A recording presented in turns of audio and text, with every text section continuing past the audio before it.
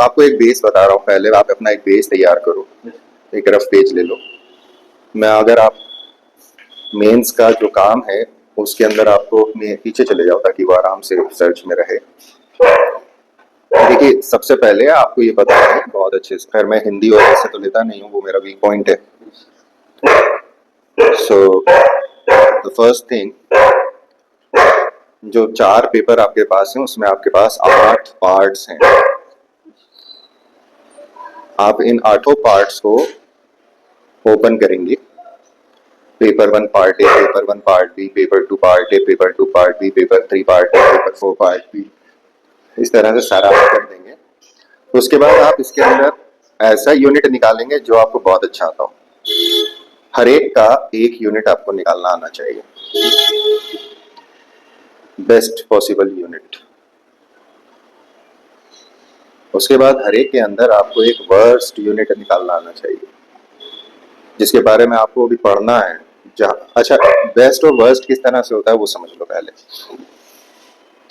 जिसके बारे में कोई ज्ञान नहीं है या थोड़ा अधकचरा ज्ञान है, थोड़ा बहुत ज्ञान है, उसे हम कहते हैं वर्स्ट पोर्शन।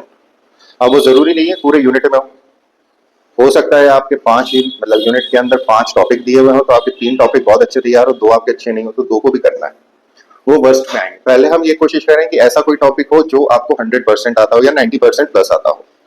इसी तरह से ऐसा कोई टॉपिक हो जो 70-80% आपको भी वर्क करना है, ये आपकी प्रायोरिटी है।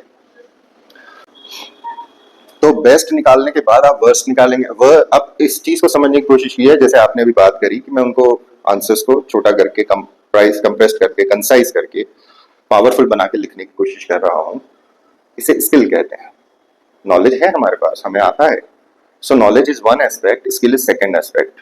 जो सबसे अच्छी यूनिट्स हैं उनको आप डायरेक्ट आंसरिंग पे लेकर आइए, उसके अंदर आप बहुत अच्छी तरह से लिखने की कोशिश कीजिए। इससे आपको स्किल्स की लर्निंग होना चालू हो जाएगी।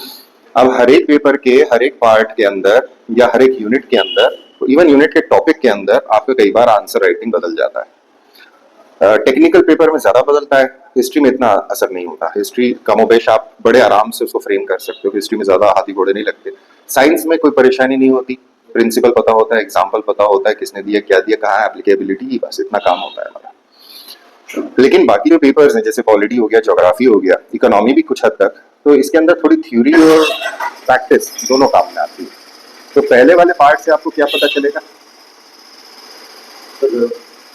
पहला पार्ट जो आपने बताया 90% पहला पार्ट यानी कि जो क्वेश्चन सबसे अच्छे आते हैं, इनसे आपको जो प्रैक्टिस मिलेगी वो आपको स्किल्स इवॉल्व करने का मौका देगी। स्किल सीखी जाती है, स्किल पढ़ी नहीं जाती। स्किल को आप ऐसा नहीं कि सुन लिया और मेरे अंदर स्किल आ गई, it's not like that. Skills का होना बहुत जरूरी है। देन सेकंड चीज जो आप वर्स्ट पार्ट है जो हमने सबसे पहले उठाया है, इसके अंदर आपको समय लग सकता है क्योंकि पहली चीज इसके अंदर आपके पास हो सकता है कंटेंट ना हो, the first thing missing. Second, ये नया हो और इसके बारे में पीवाईक्यू नहीं हो। थर्ड थिंग, होने के बाद मेरी अंडरस्टैंडिंग नहीं है, मेरी समझ वहां नहीं है। तो इन तीनों चीजों को कवर करने में समय लगता है। तो जो वर्स्ट पार्ट है उसकी अगर हम रीडिंग भी रखेंगे, कंटेंट इकट्ठा भी करेंगे, तो ये हो जाएगा कि उसका कुछ तो लिख देंगे। कैसे लिख देंगे वो फर्स्ट में जो करा है उससे सीखी हुई स्किल का इस्तेमाल करते हुए। इतना अगर आप करना सीख जाते हो तो बहुत बेहतर है। टारगेट क्या है? रफली अराउंड अफवाह ऐसी थी, इस टाइम तक कोशिश ये करो कि 50 to 60% सिलेबस आपका बेस्ट में आ जाए। सिलेबस का मतलब क्या हो गया गुरु? हर एक पार्ट के कम से कम 2.5 यूनिट आपके लिखे हुए होने चाहिए, बेस्ट में लिखे होने चाहिए। अब फायदा ये हो गया कि अब डाइसी है कि अब आपको पूरा पढ़ना है क्योंकि सिलेबस में से पेपर आएगा। हो सकता है वो पूरा का पूरा यूनिट भी गायब कर दें, कोई बड़ी बात नहीं है। पहले वो कर नहीं सकते थे क्योंकि हर एक यूनिट में से 30 नंबर देना था उनको, अब वो हटा दिया क्लॉज। तो उसमें आप जो सबसे अच्छे टॉपिक भी आते हैं ना यूनिट के, उन्हें भी आप काउंट कर सकते हो। फिर आपको ये रहेगा जब आप ऐसे बेस्ट यूनिट्स में काम करना चालू करोगे तो सबसे ज्यादा यूनिट वाला, फिर कम यूनिट वाला, फिर कम यूनिट वाला। फोकस एरिया पे भी ध्यान रखना है कि एग्जाम में फोकस एरिया क्या होता है। प्लस पीवाईक्यू पे ध्यान रखना है कि इमीडिएटली प्रीसीडिंग 2-3 साल में कौन से क्वेश्चन आए। तो अभी मेरी सफाई अंदर चल रही है, मतलब चालू हो गई है अंदर बुक्स के ऊपर। मैं अपने पुराने नोट्स निकालूंगा, बंडलों के बंडल हैं। नोट्स बनाने का जो तरीका होता है, सबसे पहली चीज आपको नोट्स किस यूनिट के बना रहे हो वो लिखना है। यूनिट के बाद जिस टॉपिक के आप बना रहे हो उस टॉपिक का सिलेबस लिखना है जो उन्होंने लाइन दी है। उसके बाद पीवाईक्यू उठाने हैं। पीवाईक्यू ये वाली जो बुक है आपके पास, ये बेसिकली 2013 तक हमारे पास मेंस का ऑप्शनल हुआ करता था, इसमें वो नहीं है और ऑप्शन के अब आपको पेपर मिलेंगे नहीं। सो अनफॉर्चुनेटली उस टाइम मेरी तो पत्ती चमक गई थी, तो मैंने जितने मिल सकते थे तो खरीद ली, लेकिन बहुत सारे फिर भी नहीं मिल पाए हमको। यूपीएससी के मिल जाएंगे आपको। हाँ, वो 89 से थोड़ी देंगे हमको, है ना। वो आपको, हम उस पर तो करते हैं, हम उसके अलावा भी काम करते हैं। ये पुराने पेपर्स और ये मेंस के हैं, पुरानी मेंस के पेपर्स हैं। अब ये वाला जो है ये है सोशियोलॉजी का 1990 से। तो मेंस का जो सेट होता है वो सिर्फ उसमें यूज करना है जिसके अंदर मतलब हिस्ट्री है, ज्योग्राफी है, पॉलिटिकल साइंस है, पब्लिक एडमिनिस्ट्रेशन है, शायद इकोनॉमी का भी होगा। जिस पार्ट को आप अपना कमांड वाला समझते हो, जहां ये चलता है, वहां पे वाकई में आपको लेवल बहुत ऊंचा उठाना है। जहां आपका दिमाग चलता है, जिसमें आपको इंटरेस्ट आता है, जिसके पहलू आप समझ सकते हो, उसमें और बेहतर होना है।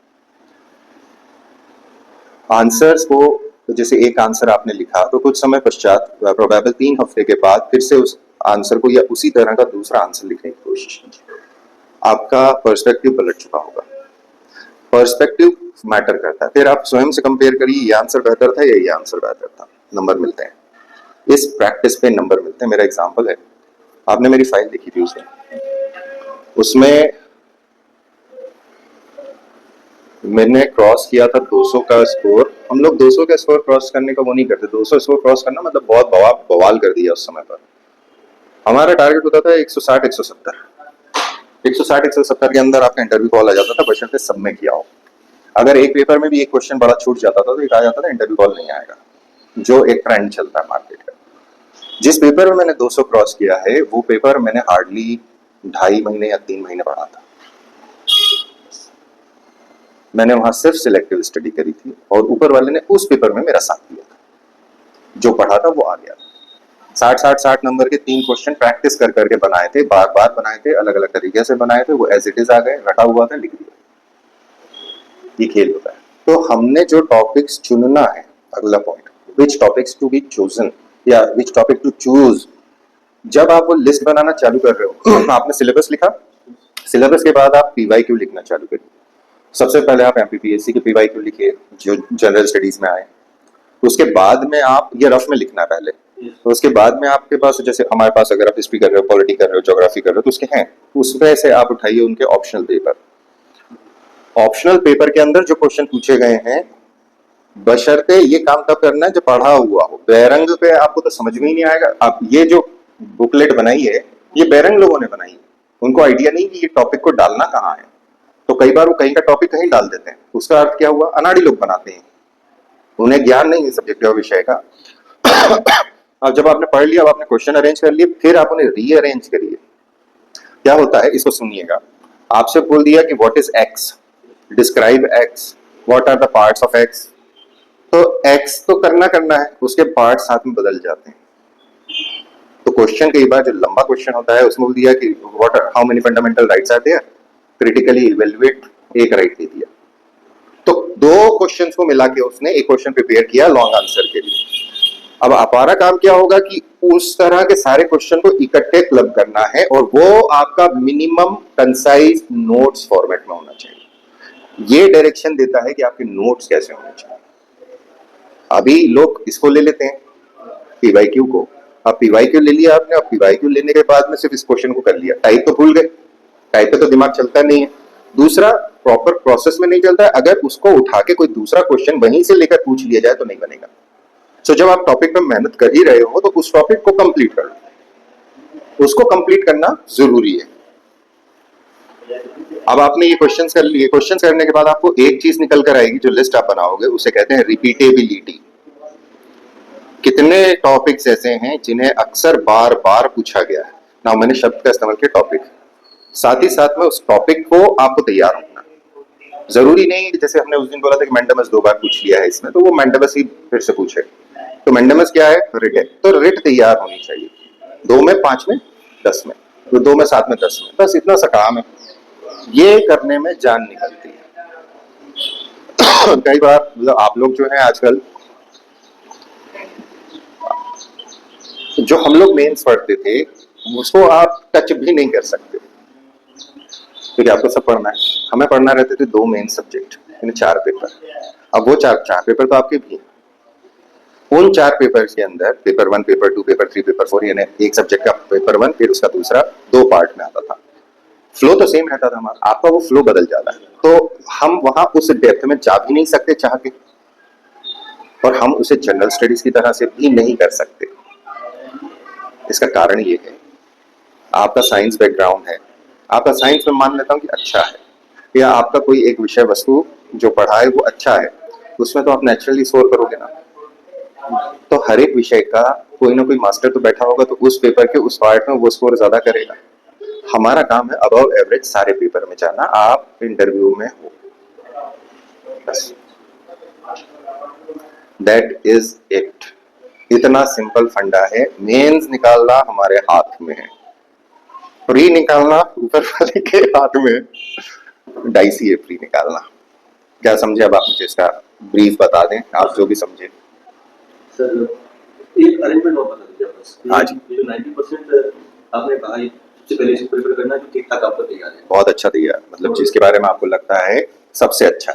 जब ये हो जाए तो जरूरी नहीं कि जो सबसे वर्स्ट है वो पूरा हो आपका, हो सकता है उसका कंटेंट नहीं मिल रहा हो। तो दूसरा काम आपको सेकंड यूनिट जो सेकंड बेस्ट है वो उठानी है, फिर हम थर्ड बेस्ट पे जाएंगे। तब तक हम हमारी सेकंड वर्स्ट पे आ चुके होंगे। तो सर पहले पैरेलल चलाएंगे। समझ में नहीं आता प्री वालों को कि क्यों कर, इवन आप प्री निकाल के मेंस में भी पहुंच गए हो ना, तो ये कोई काम नहीं करता। हमको शॉर्टकट चाहिए होता है। शॉर्टकट से हो सकता है कि आपके स्किल और नॉलेज को आपने अच्छे से लिख दिया और किस्मत ने साथ दे दिया, आप इंटरव्यू में पहुंच सकते हो। बहुत अच्छे पद पर नंबर लेने के लिए थोड़े ज्यादा नंबर चाहिए होते हैं, और ज्यादा नंबर में मारा मारी है, ऐसा चलता है। तो सर पैरेलल में यानी कि अब आपको मुझसे पूछ लें, क्या पूछ रहे थे आप? सर पहले भी फर्स्ट बेस्ट है आपका। हाँ। और उसके साथ मोस्ट बेस्ट आपका सिलेबस है आपके पास? इसी में आगे नहीं सकता। कोई बात नहीं, सिलेबस में आप देख लो, जो भी आपका पार्ट ऑलरेडी तैयार है। लेट अस से कि जो भी पार्ट 2 मेंस दिए हुए तो कुछ पार्ट तो तैयार है। तो पार्ट जो हमारा तैयार है वो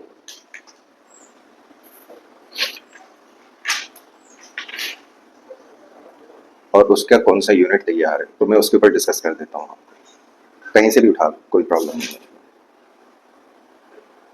तो वहां पे जो उनके टीचर्स दूसरे जो बेटे थे, उन्होंने जो सारी कहानियां कही हैं इस डिसमल, खैर वो आप ऑनलाइन में कुछ भी कर लो। वो मेरा जो पर्सनल एक्सपीरियंस, ऑनलाइन में हमने प्री निकलवाई है लेकिन हमारे मीन्स नहीं निकली। गाइडेंस लेके अगर किसी ने निकाल ली है तो बात अलग है, क्योंकि वो खुद से पढ़ रहा है, सबने तो नहीं ली है। अगर एक वीडियो पे जो गाइडेंस दी है उसमें 500 व्यू है, तो 500 के 500 की तो नहीं निकली, एक की निकली, क्योंकि वो उस बौद्धिक स्टैंडर्ड पे था। समझ पाया। इंटेलेक्चुअल एबिलिटी भी एक इंसान के अंदर होना चाहिए, तब हम समझ सकते हैं। अभी आप जो आंसर लिख रहे हो, अब जो लिखने की कोशिश कर रहे हो, इसमें आपको तकलीफ आएगी, आपको शब्द ढूंढना पड़ेगा। अब शब्द लक्ष्मीकांत में नहीं है, अगर आप पॉलिटी देख रहे हो तो शब्द कौन सी किताब में आएंगे, लक्ष्मीकांत ने कौन सी किताबों से ओरिजिनल उठाया हुआ है वो नहीं पता होता। तो ओरिजिनल बुक्स कौन सी, वैसी की वैसी लाइन है, वैसे के वैसे वर्ड है, तो वो पढ़ना बेहतर है, वो खेल। सो टेक्निकली स्पीकिंग हमें ऐसी किताबें या किताबों के पोर्शंस की जरूरत पड़ती है जो मेंस में हमारे एक सब्जेक्ट के, एक क्वेश्चन है, उस क्वेश्चन के अलग अलग पहलू हैं। ये 2 पहलू इस किताब में मिल रहे हैं, 2 पहलू उस किताब में मिल रहे हैं, हम लोग वैसी प्रिपरेशन करते थे। अगर आप मेरे से सोशियोलॉजी की लाइब्रेरी देखोगे तो अंदर जो एक पूरा सेक्शन उसमें नहीं आती, पबाइड की देखो उसमें नहीं आती। और 1 साल मैंने पढ़ा, 2012 और 2013 में मैंने क्रिमिनो भी पढ़ाया है, तो क्रिमिनो की तो एक छोटा सा बॉक्स है, पैक करके रख दिया, आता नहीं है तो हटाओ क्रिमिनो एंड फोरेंसिक को। खैर अच्छा, मुझे दिखाना आंसर्स क्या लिख रहे हो वहां पे और क्या सीखा है, हो सकता है मेरी प्लेलिस्ट में शेयर कर दूंगा। सर एक तो पहला पार्ट यूनिट 1 है, काफी बड़ा है। काफी पढ़ रखी है, कौन सा है sir Indian history vertical economy. इसमें सबसे अच्छी यूनिट कौन सी है आपकी? 5 यूनिट हैं। यस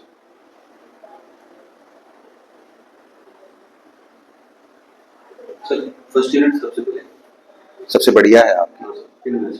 पहली से 10वीं शताब्दी तक हड़प्पा से। हाँ आप इसका विड्थ सोच रहे हो कितना है? सर, ये कंपेरेटिव है, मेरी 5 यूनिट में से ये मुझे सबसे अच्छी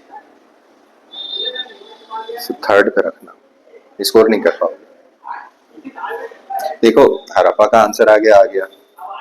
वो आपसे बोल देगा भोपाल सल्तनत के अंदर सामाजिक व्यवस्था का विश्लेषण करिए, ये हालांकि उसका नहीं है, नॉट भोपाल स्टेट का, और कोई सा दूसरा स्टेट उठा के अगर बोल देगा तो क्या करोगे? नहीं बनेगा। सबसे पहली चीज कंसाइज कंटेंट होना चाहिए। उसको रिवीजन में कितना समय लगेगा? उसको करते रह जाएंगे हम, वो खत्म नहीं होती, वो टेंशन खत्म नहीं होता। सबसे बेस्ट जो यूनिट मुझे लगती है मेंस के लिए थर्ड यूनिट है। छोटी है, कंपैक्ट है, इजी है, सब लोग करते हैं। और कहाँ से करेंगे सब लोग? स्पेक्ट्रम से। थर्ड यूनिट स्पेक्ट्रम है। Freedom movement, British policies, British policy जब बोला तो इंटर रिलेशनशिप बोल रही, इसका डेटा होना बहुत जरूरी है। तो इस पर मेहनत अगर करोगे तो ये जल्दी खत्म होगी, रिपीटिशन में ज्यादा आएगी, स्कोर ज्यादा अच्छा उठेगा। जो फर्स्ट वाला पार्ट है इसको तो चार्ट फॉर्म में उठा के कर डालो। बेसिकली जो फर्स्ट यूनिट के ऊपर बात करी है ना, आप कैसे तैयार करते हो उसको? सर पहले तो मैंने इसकी कुछ जब ऑनलाइन क्लास लेती थी तो कुछ मॉडल हिस्ट्री के नोट्स कर रहा था यूपीएससी प्रिपरेशन। अब हुआ ये सर उसमें कि एफिशिएंट तो मेडिकल उतनी आती नहीं थी, तो उस वजह से हुआ ये कि वो सिर्फ मॉडल प्रिपेयर हो पाई, ये ऐसा प्रकार नहीं हुआ है। हमेशा ऐसे ही होता है। और सर फिर जब एमपी में आया तो यहाँ ये एफिशिएंट और मेडिकल भी थी, तो फिर इसको बस एक टेम्पररी तौर पे मैं प्रिपेयर नहीं, उधर यूपीएससी में एंशिएंट का कल्चर उठाया जाता है, ऐसा नहीं आता। वहाँ फोकस कल्चर पे, कल्चर ट्रेडिशन के ऊपर है, वही मान्यता है। और हिस्ट्री के ऊपर नाम युद्ध कभी कभार पूछते तो पूछते। खैर फिर तो सर फिर उसके बाद यहाँ जब आया मैं तो प्रिपेयर नहीं थी, तो सर इसको प्रिपेयर करने में मैंने पिछले साल इसी साल जनवरी में मुझे रिजल्ट बताई, ठीक है, उनको खाने में मेरे को काफी शौक लग गया, तो उसमें भी काफी कुछ चीजें थी जो पता चली।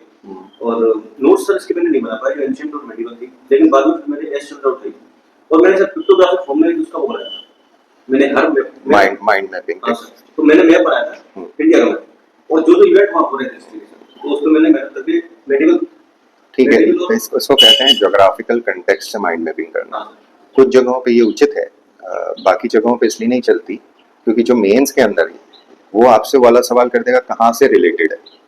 समय काल भी तो एक चीज होती है, वो एक और डायमेंशन है। तो 2 डायमेंशन चलते हैं, स्पेशल और टेम्पोरल। स्पेशल स्पेस का है, ज्योग्राफिकल एरिया का है, टेम्पोरल टाइम पीरियड का है, किस टाइम में वो थे, कौन लोग हैं, तो वो ऑक्यूपेंट है। अब जैसे दिल्ली सल्तनत है, दिल्ली सल्तनत से यानी अगर हम माने कब से बोले हम, 1204 से बोल देते हैं, चलिए 1204 से लेकर 1857 तक दिल्ली पे किस किस ने राज किया, कितनी डायनास्टीज हैं। Geography remains the same, time बदल गया, ऑक्यूपेंट बदल गए, ऑक्यूपेंट पॉलिटिकल ऑक्यूपेंट बदल गए, कम्युनिटी नहीं बदली।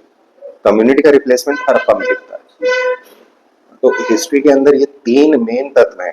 फिर जो ऑक्यूपेंट हैं वो ऑक्यूपेंट किस तरह की सोसाइटी में थे, किस तरह का पॉलिटिकल सिस्टम था, किस तरह की इकोनॉमी थी, इनके म्यूचुअल रिलेशनशिप्स, इसी पे क्वेश्चन, इट्स वेरी सिंपल। सो यहाँ हम लोग जो डील करते हैं, मैंने जो अपना मैटर उठा रखा है इसके अंदर, वो है सर्कुलर डायग्राम अप्रोच। उसमें समय लगता है एंशिएंट और मेडिएवल में करने में, तो आपको ये होना चाहिए कि जो पहले आ चुका है, जस्ट इमीडिएटली पहले जो क्वेश्चन पूछे गए उन्हें स्किप कर दो। 90% वो नहीं आएंगे, 10% आ सकते हैं। अगर कमांड वाली यूनिट है तो उसमें वो भी करना है, लेकिन अगर जल्दी काम करना है तो let us skip it out. अब जब आप ऐसा काम करने की कोशिश करते हो तो समाज को कितने अंगों में आप तोड़ सकते हो? हेडिंग्स, इकोनॉमी की हेडिंग में कितने पार्ट्स आएंगे? पॉलिटिकल है सिस्टम तो मत कर, मैं उसके मेरे नोट्स स्टार्टिंग के वैसे ही बने हुए हैं। पॉलिटिकल हेडिंग्स में कितने आएंगे? वो आपसे बोलेगा कि महिलाओं की कंडीशन के बारे में आप लिखिए, तो कितनी जगह की महिलाओं की कंडीशन के बारे में आपको पता होना चाहिए। तो यहाँ पर जो भी सोसाइटी है उसके अंदर कहीं ना कहीं पॉलिटिकल ड्रिवन फोर्सेस हैं जो काम करती है। तो जब हम सोसाइटी की बात करते हैं तो सोसाइटी के अंदर कहीं ना कहीं बेंचमार्क्स आते हैं या मार्कर्स आते हैं जो या तो पॉलिटिकल सिस्टम चेंज कर रहा होता है, इकोनॉमिक सिस्टम चेंज कर रहा होता है, या सोसाइटी में बड़ा चेंज आता है। उन्हें मैं कहता हूँ मार्कर्स। आज से नहीं, लॉन्ग बैक से मैं मार्कर ही कहता हूँ उनको। मार्कर कैसा कि हमने कॉपी के अंदर ये पढ़ लिया तो वहां पे उठा के जो बुक मार्क लगाते हैं वो मार्कर है। तो लैंडमार्क जैसा। हाँ, अब हाँ कैसा? लैंडमार्क। हाँ, लैंडमार्क जैसा। अब फॉर एग्जाम्पल के तौर के ऊपर अगर हम बोले अलेक्जेंडर का युद्ध, तो इसके पहले साइरस भी आया था, डेरियस भी आया था, फर्स्ट अटैक तो है नहीं। वो क्यों इंपॉर्टेंट? तो उसने इंटरनेशनल रिलेशनशिप्स के अंदर ग्रीक्स के साथ या ईस्टर्न यूरोप के साथ इंडिया के ट्रेड को बढ़ा दिया था। इंटरेक्शन होना है। ट्रेड का मतलब ये सिर्फ नहीं होता कि यहाँ से ट्रक भरा सामान का भेज दिया। लोग भी आते जाते हैं, आइडियाज भी आते जाते हैं, सिर्फ पैसा नहीं आता जाता, टेक्निक्स आती हैं। तो ये सारी चीजों का आदान प्रदान होता है, तो उसे कहते हैं कल्चरल इंटरेक्शन। सो अलेक्जेंडर की वजह से हमारा कल्चरल इंटरेक्शन किधर खुल गया? वेस्ट में। उसके पहले पर्शिया था, तो पर्शिया से पूरे इंडिया का नहीं खुला था, लेकिन वेस्टर्न साइड का तो खुल चुका था। जो कोस्ट हैं, कोस्ट तो पहले से हमारे मेट्रो है, मेट्रोपॉलिटन कल्चर है उनका, चाहे वो ईस्ट से ट्रेड कर रहे हो चाहे वो वेस्ट से कर रहे हो, दैट इज डिफरेंट। लेकिन इनलैंड जो सोसाइटी इवॉल्व हो रही थी उसके अंदर धीरे धीरे धीरे धीरे फर्क आने लगा। अगर लेट अस इमेजिन कि महापद्मानंदा नहीं है, तो जो अर्लियर फेज के अंदर नॉर्थ इंडिया का यूनिफिकेशन हुआ है वो नहीं, अब अलेक्जेंडर अटैक करता है तो क्या फर्क पड़ेगा? अगर छोटे स्टेट्स होते हैं सर वो और अंदर है। और अंदर आ जाते हैं, क्योंकि ये क्वेश्चन बहुत सारी किताबों में मिसिंग भी रेयर में मिलता है कि जब अलेक्जेंडर ने पोरस को हरा दिया था तो कौन सी नदी की बैंक के ऊपर धनानंदा की आर्मी आके खड़ी हुई? धनानंदा पर अल्टीमेटली आर्मी भेजनी पड़ी थी। अब उस आर्मी को एक झटके में नहीं हराया चंद्रगुप्त मौर्य ने, उसको अटेम्प्ट्स लगे, लेकिन जब फिर हराया उसने तो ऐसा था सीधे पटना में घुसा पाटलिपुत्र में, तुम राजा हो, तुमको हम इतनी छूट दे रहे हैं कि ये 2 चैरेट्स हैं, निकल दो यहाँ से। तो वो अपने पत्नियों को लेके चला गया। That is the story line. अब सो बेंचमार्क क्या हो गया? Interaction. That is the major changes in history should reflect major changes in societal, economical and political sphere. अगला बड़ा बेंचमार्क हमें गुप्तन पीरियड में मिलता है, क्योंकि मौर्यन पीरियड से लेकर गुप्तन पीरियड तक बुद्धिस्ट डोमिनेंस है सोसाइटी के अंदर। जो पुराने क्वेश्चन मार्क्स चल रहे थे वो है। गुप्तन पीरियड के अंदर रिवाइवल ऑफ हिंदुइज्म हुआ, जिसे कहा जाता है Brahmanism actually, but it was modified in its nature. उसमें मॉडिफिकेशन। सो वो मॉडिफाइड नेचर को हम पढ़ते हैं, फिर एक हर्षवर्धन को अकेला हम पढ़ते हैं। बड़ी डायनास्टी नहीं, but Harshvardhan is huge name. Yashovarman Mandsaur का ऐसा बिग नेम। राजा भोज मालवा के, धार के। Why he is important? जब मरा था तो इसके ऊपर तो अटैक हो रहे थे, दोनों तरफ से अटैक हो रहे थे, ही लॉस्ट एवरीथिंग। तो इनका परमार डायनास्टी तो वहीं खत्म हो गया था एक तरह से, फिर से रिवाइवल हुआ। तो उदयपुर सुना है नाम आप? उदयपुर का एक टेम्पल है, आया नहीं, उसका क्वेश्चन आएगा कभी ना कभी, प्री में आएगा। अल्टीमेट आर्किटेक्चर है उसका। ये विदिशा डिस्ट्रिक्ट के अंदर छोटा सा तहसील गांव है उदयपुर। आज सर्च करना, मेरी चैनल पे पड़ा होगा उसका, छोटा सा वीडियो है। सो 2 साल पहले या 2.5 साल पहले गया था मैं, लौट रहा था चंदेरी से, तो मैंने उसको देखते हुए जब पूरे डिटूर करके गया अंदर, घुसते घुसाते पूछते पाछते पहुंच गया। ठीक है, इट वॉज अमेजिंग। गर्मी के दिन थे, अपनी आदत है, कहीं पे भी जा रहे हैं धार्मिक स्थल, जूता बाहर उतारना, पैर चल भी रहे थे, पट पट पट पट पट घूम गए। वो मजा नहीं आया मुझे जो आई एंजॉय आर्किटेक्चर पढ़ने के बाद। तो ये क्वेश्चन कितना सिंपल है। तो यहाँ एक बेंचमार्क आ गया। अगला जो हमारे पास बेंचमार्क आता है जब गुप्तन्स कोलैप्स होते हैं। हुन्स का अराइवल है, ग्रीक्स का अराइवल है, सेकंड इन्वेजन ऑफ ग्रीक्स, स्कायथियंस हैं, शाकास हैं, फिर कुशान्स हैं। इन्होंने किस तरह से चेंजेस इनपुट में दिए हैं। कहाँ पर आ रहा है ये सारी चीजें? नॉर्थ इंडिया के अंदर, अफगानिस्तान से सिंध और नॉर्थ का बेल्ट, थोड़ा बहुत नॉर्थन वेस्टर्न उत्तर प्रदेश। बहुत कम इम्पैक्ट होता है ईस्टर्न साइड ऑफ इंडिया के अंदर, दैट इज असम तक तो पहुंचते ही नहीं थे। असम तो कामरूप वाला एरिया ही लगता। बिहार चूंकि सेंटर हुआ करता था, बिहार और वेस्टर्न ईस्टर्न यूपी, तो ये इनका कल्चर अलग है। उड़ीसा से आंध्र प्रदेश चूंकि इतना जंगलों में घिरा रहा कि यहाँ पे पहुंचना असंभव था। सो यहाँ पे जो भी मूवमेंट रहा है वो डिलेड रहा है। अगर आप सदर्न मोड्स में पहुंच जाओगे तो वहां पर आपको डायरेक्ट जंप मिलता है। आपको ऐसा नहीं मिलता है कि भैया अगर हम नियोलिथिक की बात करें या ब्रॉन्ज एज की बात करें, तो पहले कई जगहों पे ब्रॉन्ज एज पहले दिखती है, नियोलिथिक बाद में दिखता है, या दोनों साइमल्टेनियस एक्सिस्टेंस में मिलते हैं। लेकिन वहां पे तो ब्रॉन्ज एज जैसी चीज जो है गायब है। वो क्यों गायब है? आप सीधे आयरन में कैसे पहुंच गए? तो आर्यंस के इम्पैक्ट से बिना मेटल्स को जाने वो वहां पहुंच गए, लेकिन अब उनकी मेटलर्जी कितनी स्ट्रांग है, they are masters in the art of bronze. तो ये कंसेप्ट है, मार्क है कि यहां पर ये चेंजेस है। History is all about continuum and change. So continuum रटना नहीं है, चेंज पे ध्यान रखना है, तो चेंज का मार्क होता है। अगला चेंज कब आया? अगला इम्पैक्ट आना चालू होगा 712 एडी में। पूरे इंडिया में आया नहीं, कोस्टल बेल्ट में आया और सिंध, पंजाब, अफगानिस्तान यहां पर आया जब अरब डायनास्टीज यहां राज करना चालू हुई। नाउ अरब में आपस में लड़ाइयां हो गई, पॉलिटिक्स जैसे बढ़ती है तो राज मिल रहा है और इतना पैसा, हम तो बड़े पावरफुल हो गए, मिसयूज ऑफ धर्म दिखना चालू होगा। इस्लाम बहुत तेजी से फैला और बहुत तेजी से पॉलिटिसाइज्ड हुआ और बहुत तेजी से एक मासिव एरिया को कब्जे में ले लिया, वो दिखता है अरब कॉन्क्वेस्ट में। तो 712 से समवॉट 997-98 जब गजनी अटैक करना चालू करता है, गजनी को अटैक करने की जरूरत थी।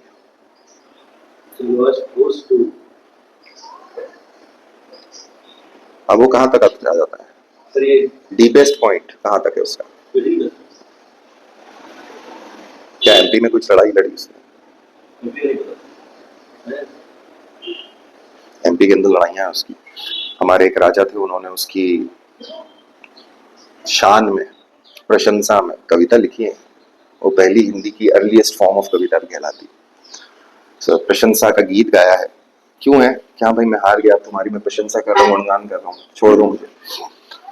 इसके बाद एंटर तो नहीं हुए वो लोग, साउथ में तो नहीं घुसे, क्योंकि प्लेन्स थे, प्लेन्स के बाद टेरेन बिगड़ जाता है। आपको फिर वही गोरिल्ला वॉरफेयर करना है जो आप अफगानिस्तान में कर रहे हो। वॉर टेक्निक्स उस टाइम पे अलग थी, आज की वॉर टेक्निक्स अलग है, ड्रोन की है। फिर अगला बेंचमार्क कौन सा है? गजनी खत्म हो गया, गुर उठे, तो गुर दो भाई थे, ये छोटा भाई था, ये सुल्तान नहीं था। अब ये जब इंडिया पे अटैक करना चालू करता है तो पहले भी अटैक करे उसने। बड़ा भाई जो है वो वेस्ट और नॉर्थ में लड़ता था, ये साउथ में और ईस्ट में लड़ता था। छोटा भाई, बड़ा भाई मर गया, कोई पुरुष नहीं था, छोटा भाई राजा बन गया, सुल्तान। वो मरा, उसका भी कोई औलाद नहीं था, तो गुलाम वंश चालू हुआ इंडिया के अंदर। अब यहाँ पर स्लेव डायनास्टी राज कर रही है, टर्किश पॉलिटिकल सिस्टम का इम्प्लीमेंटेशन होना चालू होता है। वो आपको फिर दिखता है 40 में। 40 age group of people, council है, उनमें से एक लीडर बनेगा, वो आपस में स्टूनिंग, हेड वही होगा, सारे पावर उसी के पास होंगे, फर्स्ट अमंग द इक्वल, जैसे प्राइम मिनिस्टर बोलते हैं। बलबन ने उसको खत्म कर दिया। बलबन ने किस मॉडल को अपनाया? वापस Persian model, pomp and show. तो वापस जिसे कहते हैं कि उसने restore the prestige of crown, क्योंकि उसके पहले जो काम चल रहा था वो इस्लामिक प्रिंसिपल पर चल रहा था। इस्लाम डज नॉट सेज और परमिट्स कि आप यहाँ हेरिडिटरी मोनार्की हो। इस्लाम में बोले थे हेरिडिटरी मोनार्की। कितने मोनार्क्स हैं वर्ल्ड वाइड? सऊदी अरब के मोनार्क्स, ओमान के मोनार्क, कैसे हैं? सो ये क्वेश्चन मार्क पुट अप करता है कि what is permissible, politics should be democratised. ऐसी डेमोक्रेसी नहीं, रिपब्लिकन फॉर्म ऑफ डेमोक्रेसी। तो वो कौन सा? वो आइडियलिज्म प्लेटो का है, या हम कह लें द प्रिंस वाला मामला, कि वो इंटेलेक्चुअल बंदा होना चाहिए, स्पिरिचुअली एनहांस्ड होना चाहिए, तो वो काम कर सकता है। कौटिल्य ने भी इस पर बात की। तो वो बंदा है क्या वो, इस पे क्वेश्चन नहीं। तो ये लोगों को अगर आप देखोगे तो बेंचमार्क कहाँ मिला मुझको? ये बलबन का क्वेश्चन क्यों बार बार पूछा गया, कुतुबुद्दीन ऐबक या इल्तुतमिश के क्वेश्चन क्यों आते हैं, या रजिया का क्यों आता? महिला इकलौती, तो वो कंट्रा करती है कि मुसलमानों में औरतों को दबाया जाता, वो कैसी बन गई? तो क्या इल्तुतमिश को ज्ञान नहीं था कि इस्लाम क्या है? क्या इल्तुतमिश को इस चीज का ज्ञान नहीं था कि मकबरा या कब्र बनाना मना है, पक्की कब्र बनाना इस्लाम में? He was the first person जिसने अपने बेटे की पक्की कब्र बनाई, फर्स्ट मौजूलियम, इल्तुतमिश। चेंज, तो इंडियन इस्लाम का ओरिजिन जो है वो टर्किश इनपुट से है, नॉट अरब इनपुट से। इसलिए इंडियन इस्लाम जो इंडिया के अंदर मुसलमान हैं, उनके अंदर जो ट्रेडिशंस फैले हुए हैं, इसमें टर्किश इनपुट ज्यादा है। और सर ओरिजिन ऑफ इस्लाम अरब में है। अरब है, लेकिन उसका एक्सपेंशन टर्क तक हुआ। टर्क का है। Yes sir. कहाँ है टर्क? सबसे आगे। कहाँ पे? रफली बताओ मुझे लोकेशन। सर ये मेडिटेरियन सी है। In Turkey. ओके, तुमने पहला मेंस कौन सा दिया था? 20 में वर्ल्ड हिस्ट्री नहीं थी, 19 लास्ट था वर्ल्ड हिस्ट्री का, इसलिए तुमने वो पढ़ी नहीं होगी।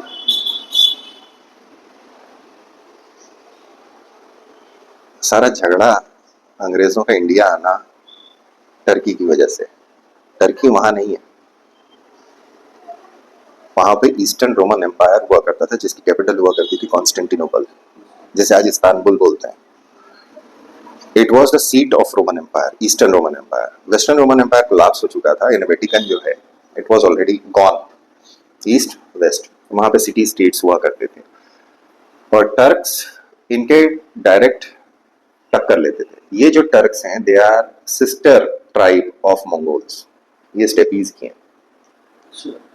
टर्क्स टर्की के नहीं है, इन्होंने उसको कब्जे में लेकर फिर नाम दिया है टर्की।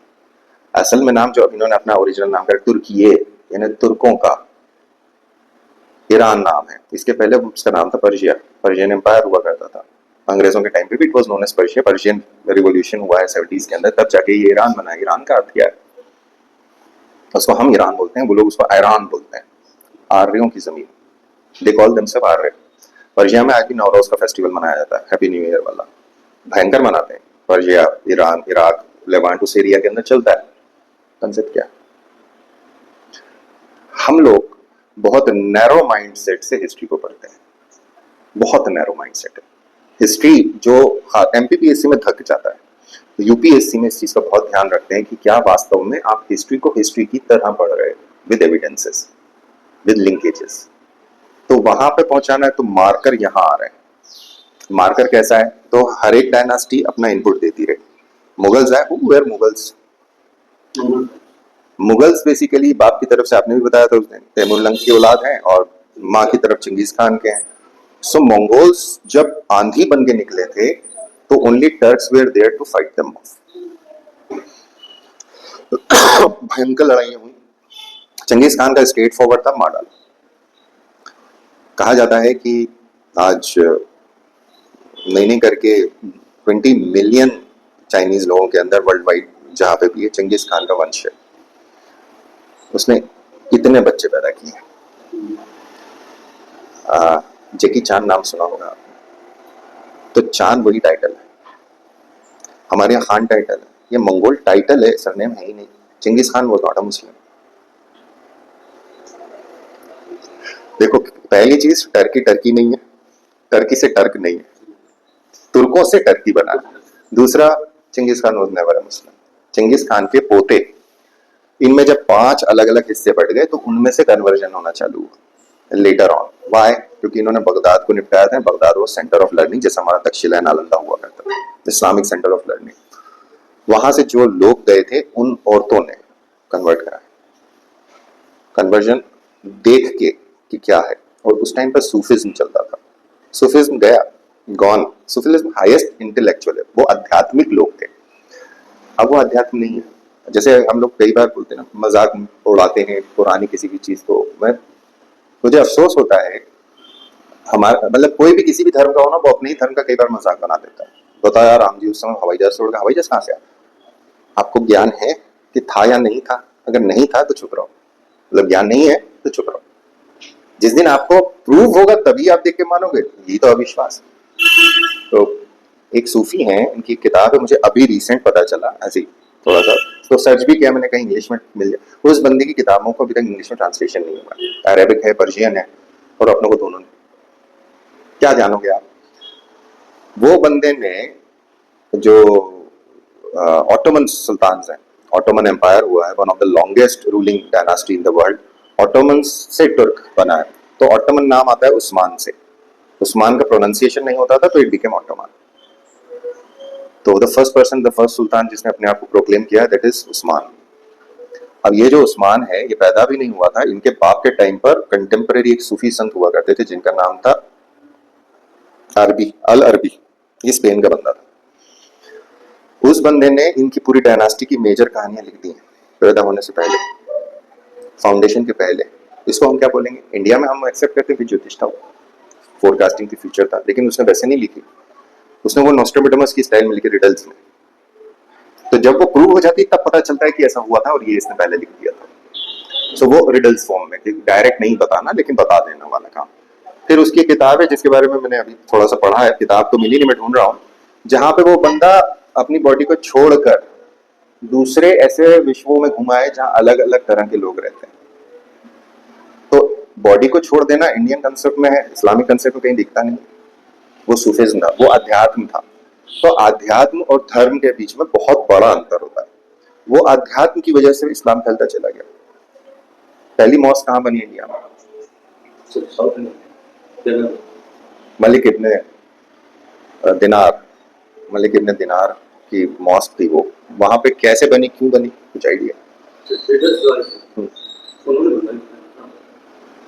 ट्रेडर्स की सबसे पुरानी तो इधर है गुजरात में। वो तो ये हुआ था कि वहाँ एक टाइटल हुआ करता था जेमोरिन। जेमोरिन राजा का नाम नहीं है, जेमोरिन इज अ टाइटल, जैसे हमारे यहाँ होते हैं ना, पटेल साहब है तो वो गांव के जागीरदार थे जेमोरिन। तो जेमोरिन अरबों को पैटर्नाइज करते थे।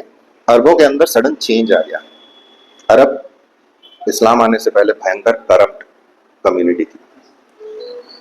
लड़की पैदा हुई मार डालो, लड़कियों को खरीदना बेचना, औरतों का कोई अधिकार नहीं, वर्ल्ड में नहीं था उस समय।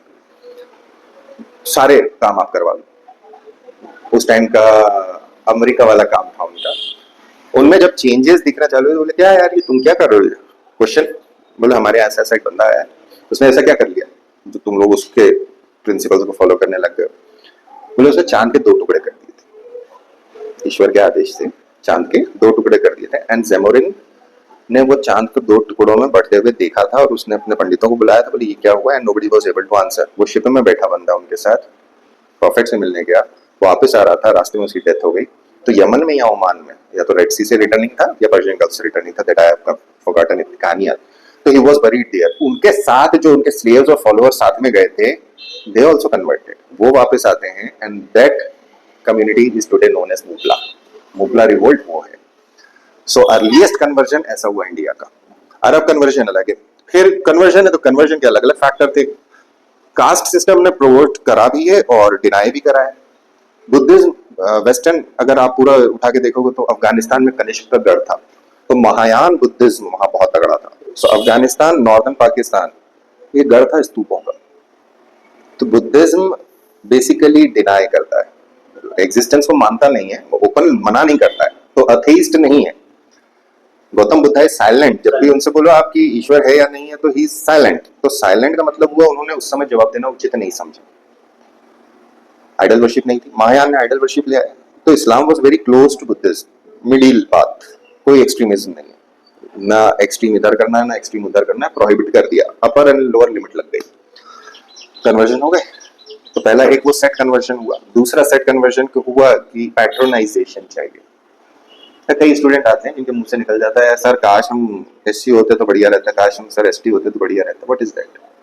स्टेट पैट्रोनाइज कर रहा है। तो जहां जहां पे जो भी धर्म है उसने जहां जहां पैट्रोनाइजेशन किया तो वो लोग उधर कन्वर्ट होंगे। ट्रेंड है। फिर पैसा, जब राज कर रहे हो तो लूटपाट कर रहे हो। It was common. खारवेल ने अपना गुफा के ऊपर लिखा है कि मैंने अटैक किया और जो जैन आइडल हमारा लेकर गए थे पाटलिपुत्र से मैं वापस लेकर आया। What is that? मंदिर पहले भी तोड़े जाते थे, उस टाइम तो मुसलमान या क्रिश्चियन थे नहीं, तो आपस की तोड़ रहे हो, आपस की डिसमेंटल कर रहे हो। It was very norm. Ideology पर प्रहार कहते हैं इसको। आप कैसे मानो, कुछ भी नहीं, कोई मकान नहीं होते थे। पुराने राजा जो हैं वो छोटे मकानों में रहा करते थे, लकड़ी के, पत्थर के, थोड़ा सा बड़ा होता था। बड़े बनाने का तो काम इन लोगों ने शुरू करा, जिनके पास पैसा वैसा है चालू हुआ। कंसेप्ट का इवोल्यूशन है हर चीज का।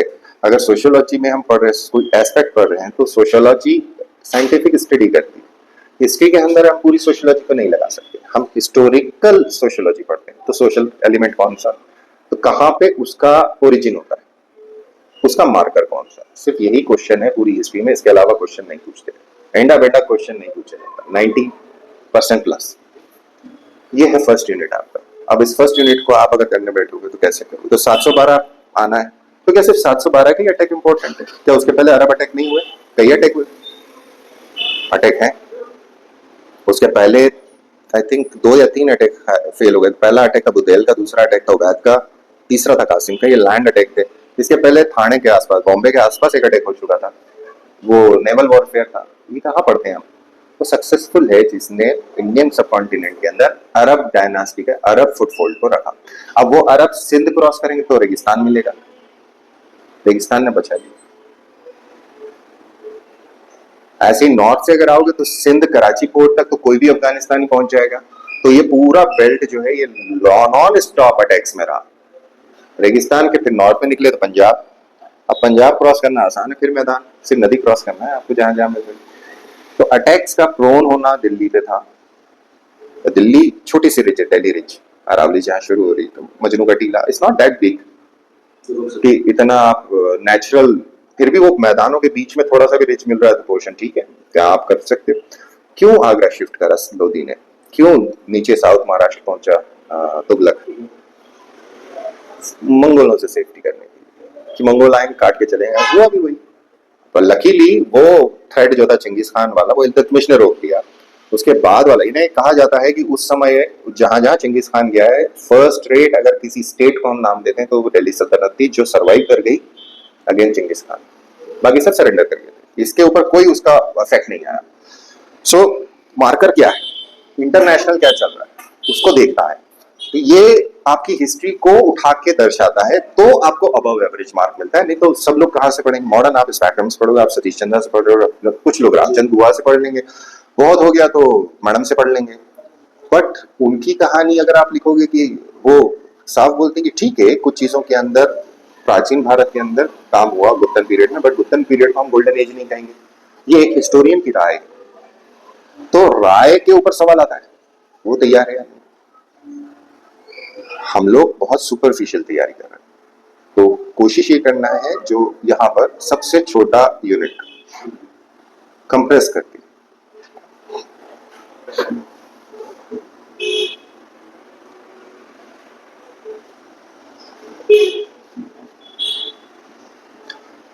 वहां सोशियोलॉजी में क्या क्या पढ़ लिया अभी आपने?